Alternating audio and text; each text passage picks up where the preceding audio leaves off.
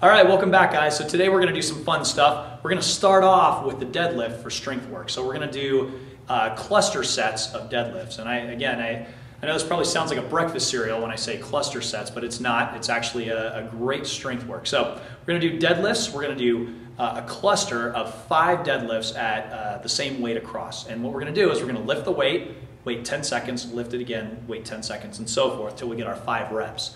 Okay, once you've got that done, then you're going to rest for however long you need to, set more weight on that bar if you can handle more weight, and do another cluster, and then you're going to wait a little while again, and then you're going to do your last cluster of 5 with 10 seconds in between each lift. So let's say hypothetically your deadlift 1 rep max is 225 pounds. You may do 175 or 180 for that first cluster. And then, depending on how you felt, if your back was staying nice and flat, you're feeling good, you might go up to 195. And then if you're feeling good and you're feeling spunky, you might go up to 205 or 210. You're probably not going to be able to get your 1 rep max for a cluster without compromising safety. So I wouldn't recommend going quite that heavy, but it should be heavy, it should be challenging, you're going to get a lot out of it. Okay, now once we've got that strength work done, we're going to do a partner WOD. And you know Ray's been programming when these partner WODs pop up because he's a big fan of those. So the partner WOD today is going to be a lot of fun.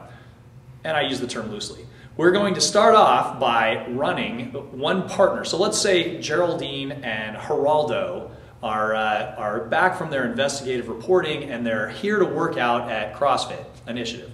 So let's say Geraldine is going to be partner A. She's going to start off by running 200 meters. And while she's running that 200 meters, Geraldo is going to be doing double unders. He's going to try to accumulate 200 double unders. When Geraldine comes back and Geraldo goes out to run, she's going to continue where he left off. So let's say for the first 200 meters, Geraldo got 50 double unders.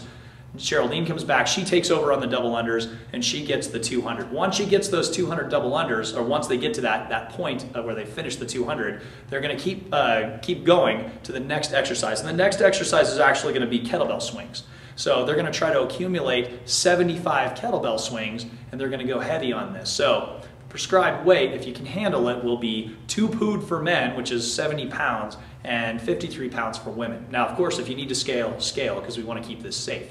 Okay, so let's say Geraldine is doing double unders and she gets the 200th double under and Geraldo is out running still. She's going to transition right over and start on those kettlebell swings, and when he gets back, he's going to go to the kettlebell swings. So you can kind of see how this is going, right? This is going to continue on. The next movement is going to be the sumo deadlift high pull, and you're going to try to accumulate 50 of those guys, and it's going to be 95 pounds for men, 65 pounds for women.